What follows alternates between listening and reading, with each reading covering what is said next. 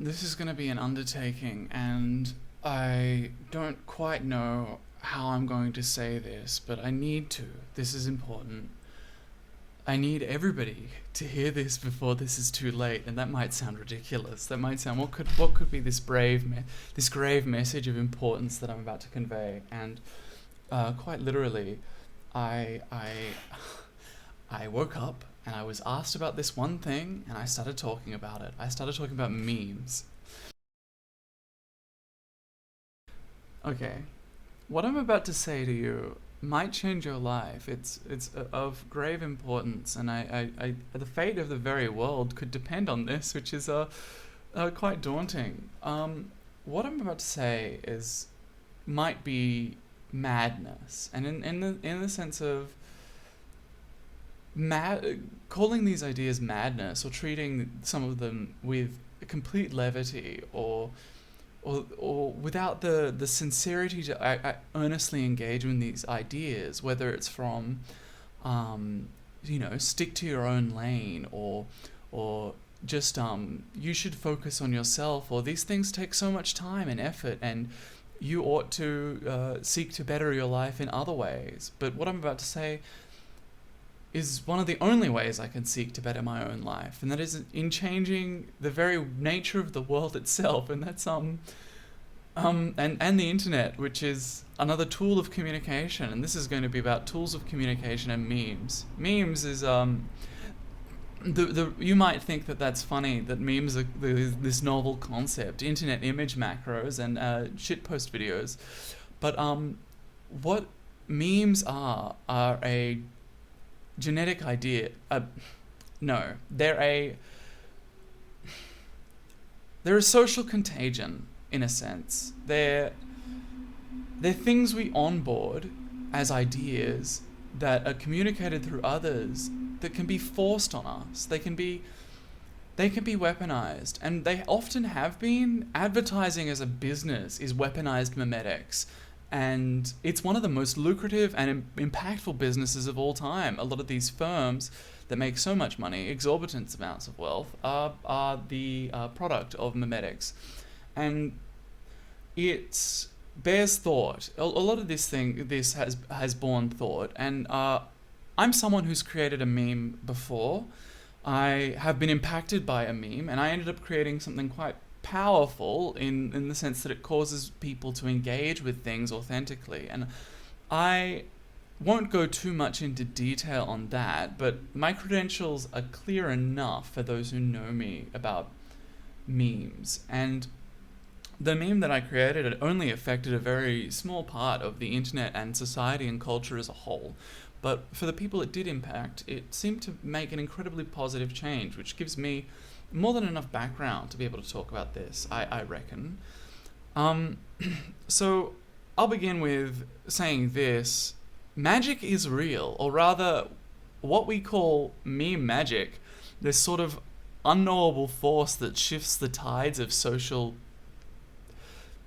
the shifts the tides of the Overton window and social behaviors and everything. Every facet of our world is tied to this force that we can't quite see. And the thing is that the system as it stands uses. I like to use the metaphor of the Leviathan and imagining its many heads. And some of these things, like this madness that it might seem, like these delusions of reference that I might be conveying, that this madness and the fact that the terms are hard to grasp and even harder to convey is how this system weaponizes itself against. No, it arms itself against as a defense against potential change like this.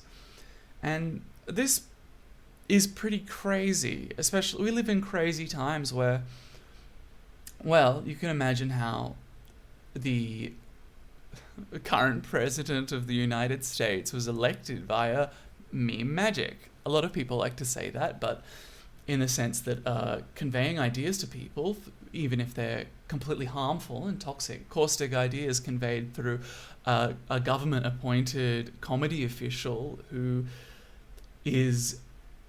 receives so much money from the richest people in the world in order to turn men into these automata that venerate ugliness and refuse to engage with themselves authentically, their ideas of love, their ideas of community and everything.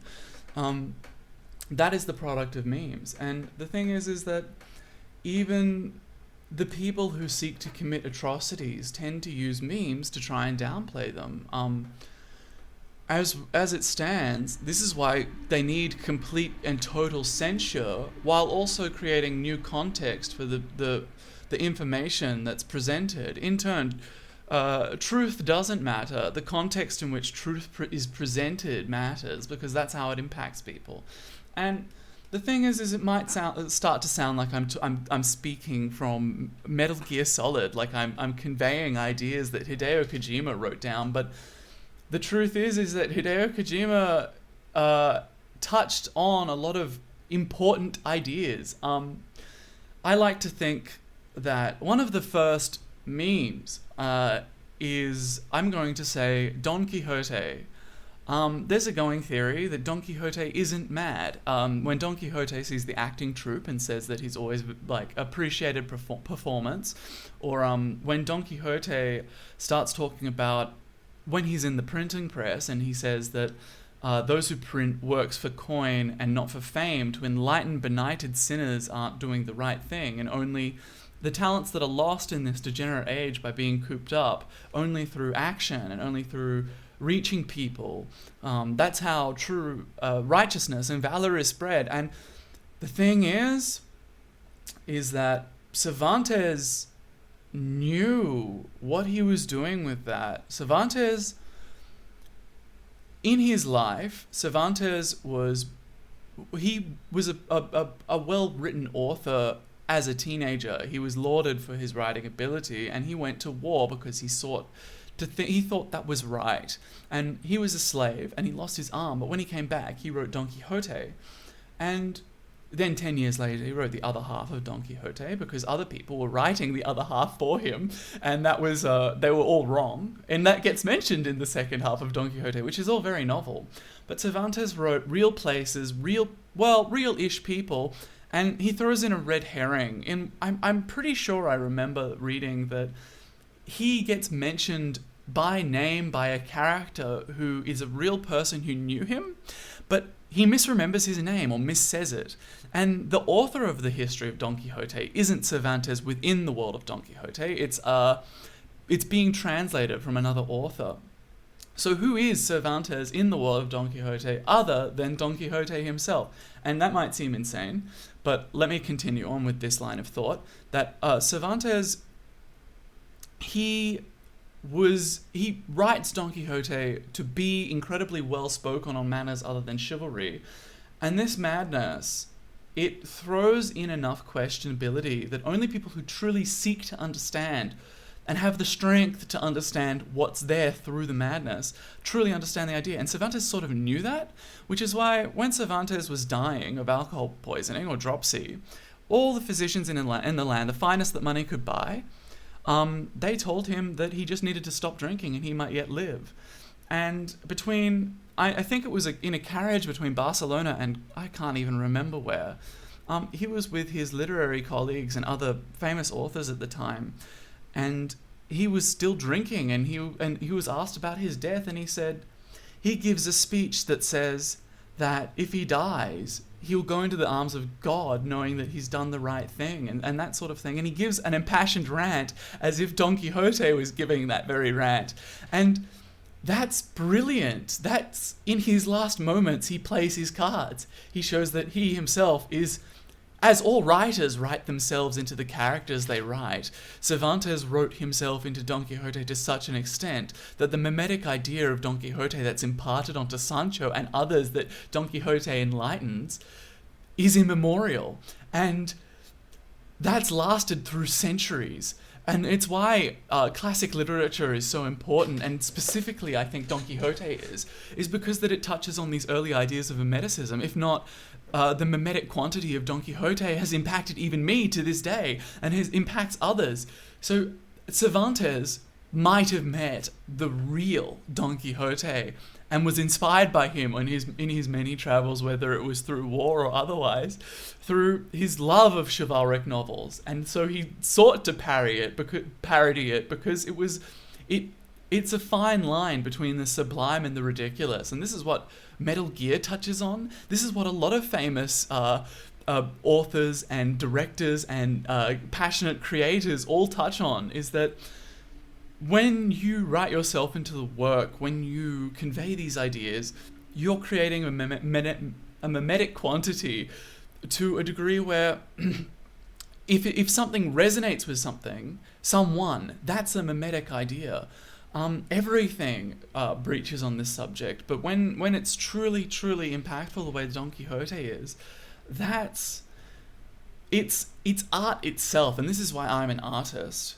I would say that I'm a mimeticist to some degree, but that's a title that all of these things, jobs, what we consider a profession, the classifications and arbitrary definitions we give to everything, to the point where we arbitrarily define value for things that everything could be free in this world. Food, housing, everything is so arbitrarily defined. Even freedom has a price these days.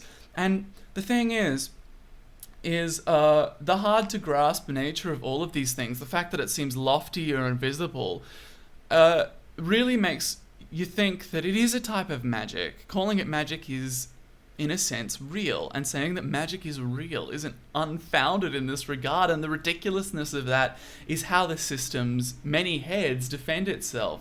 The Leviathan, in your mind right now, you might be looking at me and thinking, wow, this person is a nut job through and through. And the thing is that you're not going to the lengths to understand what I'm understanding. We live in an age that's completely ridiculous, where people who ought to know better, who know through even the most well-known acts of history what they've done is wrong, and they choose to do it anyway through mimetic ideas. And what people consider wrong and right at the product of mimetic ideas and communication itself, they will seek to silence me. If I had any real platform or any real ability to convey these ideas, it would be madness. And the thing is that I live in a world where I choose not to die. And I'll never choose to die in this regard, but because I don't, and I'm seeing the way the world's going, I need to do something. I need to create a meme so powerful that it manages to get people to love. It manages to get people to portray empathy. And this is how the system also sort of works. When you start looking at how these things are tied to capital, quite literally, I'm not a communist. Or I've never read Marx, but I know what he says about capitalism killing art. It has to. In order to defend itself, capitalism has to kill art, because the system, when people have values for things other than capital income or wealth or things that are tied directly to money, that's something the machine reviles. That's something that the machine sees as a problem. To the point where I was told when I was very little that corporations themselves, corporate bodies, these very, very powerful, all-reaching global giants, they function like a human would. And the thing is that the parts of these organs of these people, these giants, they're people, human beings. They live inside these. It's why it's the head of a company, the arms of a company. And why they seek to threaten the life on this earth itself in order to make the purpose of a system is what it does. And the purpose of this system is to make an imaginary number go up as much as you can. And right now that's done through suffering. It's just because humans are more desperate when they're in pain to get rid of that pain. And that desperation, that want, the desire is the very foundation of income, currency, effort, life itself. And it bears a lot of thought how this is weaponized via mimetics. And it bears a lot of thought to think on how these magical ideas, this is how religion functions, how the earliest scholars and people who were well thought, they were theistic in nature. And this is why I'll make videos. I can only think to make this video in hopes that someone watches it and is imparted this idea themselves that they ought to be righteous and they ought to redress wrongdoing, and that in doing so, in showing love for yourself, to embrace the ridiculous, to show love for other people, to help them see this too, as I have, as it's chaotic in a degree, and the thing is that Don Quixote is so powerful that it's gotten a lingering impact on the very language we speak with that word. And it's funny, I can't finish my copy of Don Quixote. I know how it ends. I know how the last few chapters go, in which Don Quixote falls disillusioned with this very world, in which technological progress and capital is so powerful that it breaks him out of this illusion, out of this madness, and causes him to fall ill and die. But the thing is that through Sancho and through the work itself and through Cervantes, these ideas continue to linger. These ideas continue to mean something to people, to me, to others. And that's why this work is so powerful as a meme, and this is why memes are so powerful, whether you uncover these ideas through Metal Gear Solid, or whether you uncover these ideas through the very world we live in. It's why I realize that people who keep calling me a communist or a socialist, despite the fact that I haven't actually read Capital or any Marx other than the very few things he said about how capitalism threatens art, that's a meme. Marxism is a meme. All of this is a meme, and I've inherently become, by being anti this system that allows people to afford atrocities, I've become its antagonist in the way that I've been given this task to kill the Leviathan. Isn't that crazy? And so I think about Don Quixote, and I think about all these things, and I think, as I was walking around one day, I burst into tears as I was just walking around my suburb, thinking that I should design myself to write a new ending to Don Quixote, that a voice calls out to him throughout time, through all the people that have been affected by this meme, and that magic causes him to bolt upright and know that the system itself that illusions him into losing that love is the product of enchantment and illusion. And this is why I see things like, there is an episode of the Adam Friedland show that just came out with Richie Torres, in which Adam Friedland gets impassioned and emotional about how the evils of Zionism and how they're killing so many, and how people who, the main crux of this argument is most telling when Richie Torres ignores the death toll, says that billions of dollars isn't worth a lot of money, and the people that he represents, the people that he cares about, he has to care about. He becomes robotic in the sense that his care for those people, he knows that all they care about is getting food on the table because their conditions are so poor, they lack so much information, wealth, everything, that their conditions are so poor that all they can care about is putting food on the table. And that's how the machine seeks to win, when every single person other than the ultra elite care only about putting food on the table, only about surviving to see the next day. They won't see what I've been afforded to see.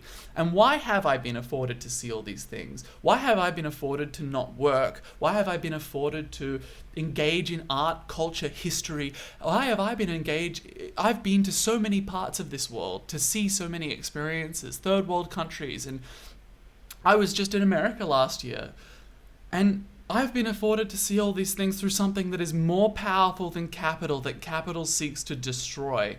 And that's love, that's empathy. And it's the only thing we can use to destroy this system. It's the only thing I can seek to weaponize to fight the Leviathan. And if that means I'm like Don Quixote, then I will gallop on with Rocinante for every day forever, if that's what it takes, because frankly, it threatens to jeopardize this whole world. The whole world could die at the hands of capital.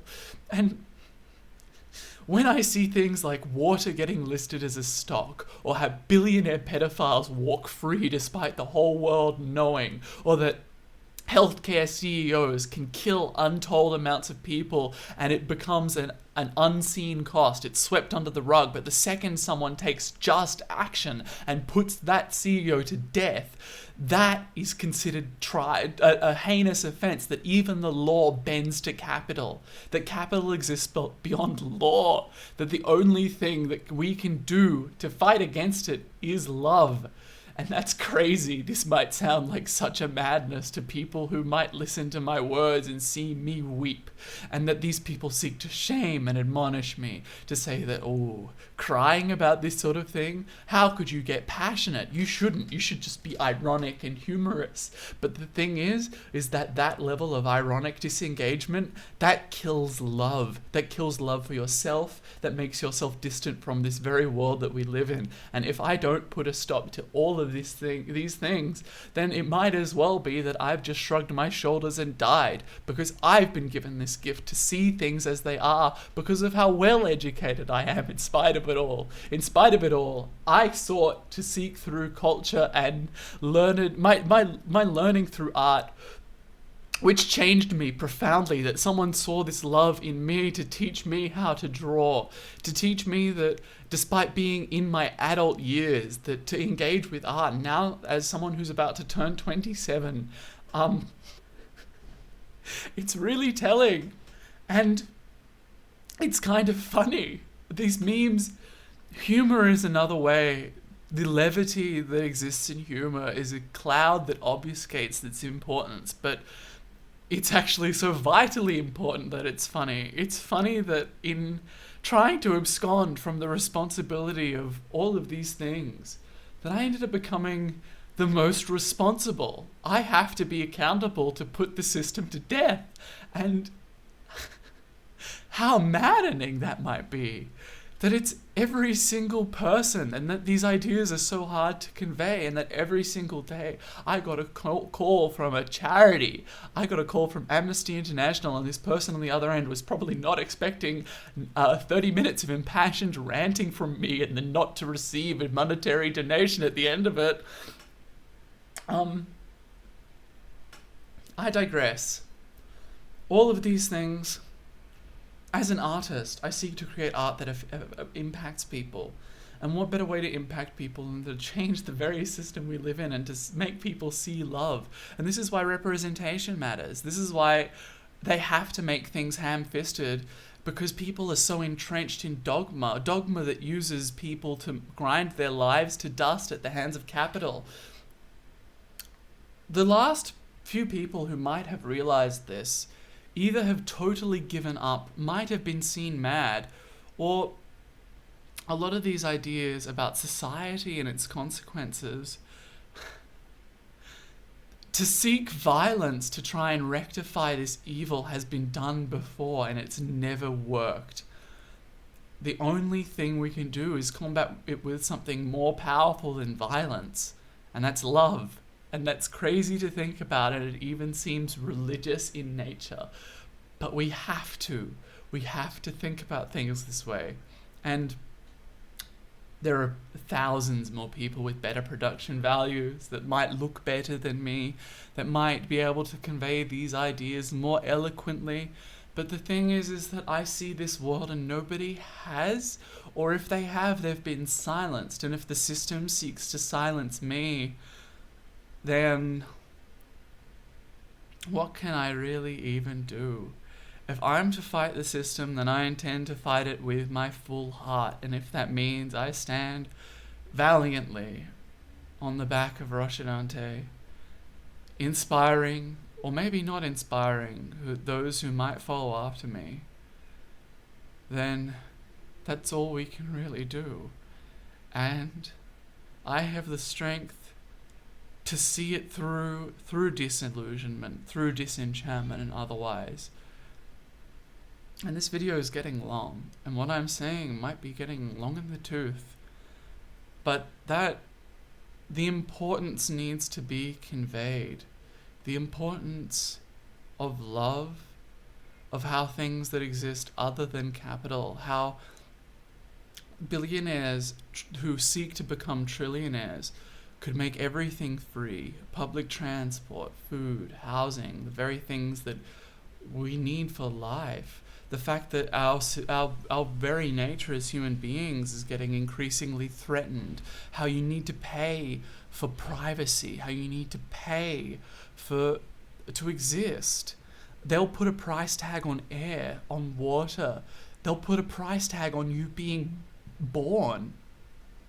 And so, if I can't enlighten others, if my emotions don't reach, if I'm seen as mad, then let them see me as mad.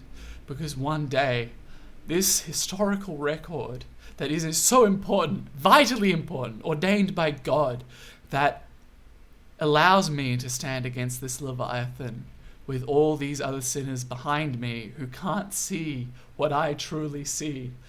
Or rather, that maybe they're on the path to, and maybe it'll take them their whole lives to understand, and that I have been gifted through circumstance alone, that the mimetic forces that exist in this forever tide of good and evil, that we even see represented in capital, in the communicative ideas that exist beyond these concepts, these things that just are. And that's why people say just disengage from all of it, that it's making you mad, that you should just focus on yourself and your life and your loved ones.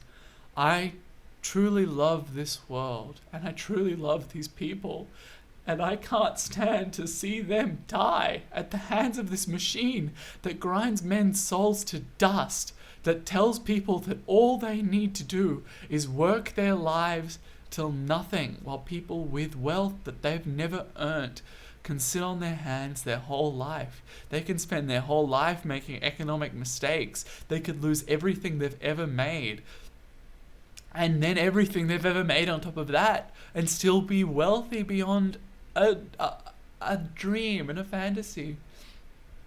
And that, what is this impossible dream that I champion? What is this possible dream? That maybe one day we can exist in a world that's sci-fi, communist utopia, that luxury space communism is what they often say, and that I've never thought too deeply on communism, and that the only book that I've really read on communism is Crime and Punishment, and how that gripping desire of Rodion to be a great person, that committing one sin allows a person to commit hundreds of good deeds, and that will make them seen as a great person. That, the touching nature of great man theory, is another weapon that the Leviathan uses to pretend that this isn't the product of a tide, that if this be fate, then fate has led me through circumstance, through all that I've seen, through just being the right type of gifted, to seeing the right type of things, to even having the right type of failings myself, that allows me to make this video of grave importance, then so be it. So magic is real, and in these ways, Don Quixote is the first and most important meme, and that you who's listening to me, whether you're someone I know, or a total stranger, or someone who's just thought about things and seen how the very institutions that you hold dear, or that anything that you value, life itself, anything that exists above capital seeks to be destroyed by capital. You have to realize that you might have to embrace outrageousness and ridiculous, as I seemingly have to as well. And if they'll admonish me, they'll tell me that I'm wrong. They'll seek to fight me at every possible turn, because in reality I believe the very same things that they do, just under a different lens.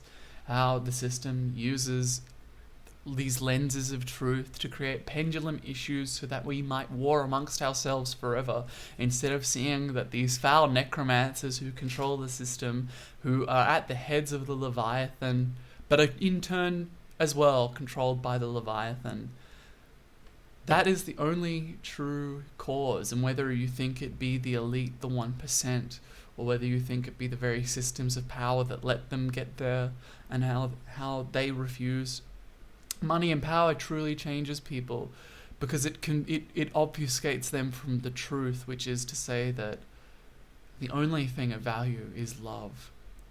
And I'm not asking you to love me. I'm not asking you to even show love to those people who might seek to harm countless others. I'm asking you to seek the love within yourself, to love yourself and the very world you live in order to be authentic and embrace this ridiculousness as well. But I digress. My name is Phoebe. I live in Australia in a very interesting time, and if this be a record that lasts into the future, I hope that I've touched you with art in a sense, because this is art too. Because everything's art. The reason why art is so ethereal by nature is that it's magic too. Whether it's writing, because it's the very communication of ideas. That's magic.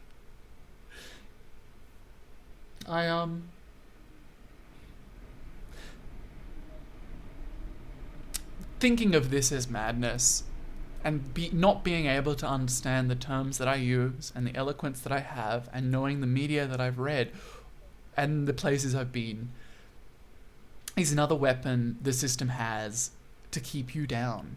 Quite literally, obfuscating the truth, obfuscating knowledge, obfuscating everything is another head of the Leviathan. By giving people's only value be capital, that's a head of the Leviathan, and people are just content to live that way. And it's why people who are consumed by capital, people who are consumed by fame, they end up becoming inhuman. And you know the type of person that is consumed this way, because they become... The reason why these people are so easy to become memes themselves is because they become inhuman in the way that they're not authentic. And it's why showing emotion like this is seen as cringe, because cringe is another weapon of the Leviathan. This is a bit long in the tooth. Half an hour even of just rambling. And, you know, if I was saying this to a medical professional, they might see me as insane too. But, what can I do? What can I do to stop everything? It's why the very language we use is under threat of censure. How terms like global warming gets changed to climate change at the product of think tanks in order to make people less concerned about the fact that the very world is being threatened by capital. You need to have this love, because love is the lance I use to slay the Leviathan, and in making this video, I wish to stab at its many heads, and that's power.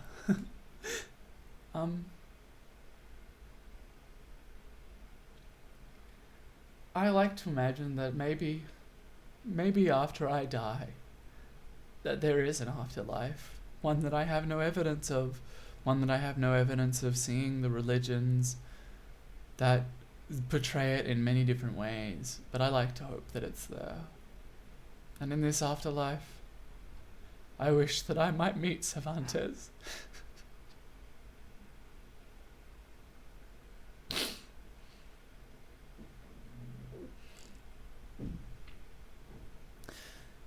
Thanks for listening. I'm so emotional, gosh. How could I not be?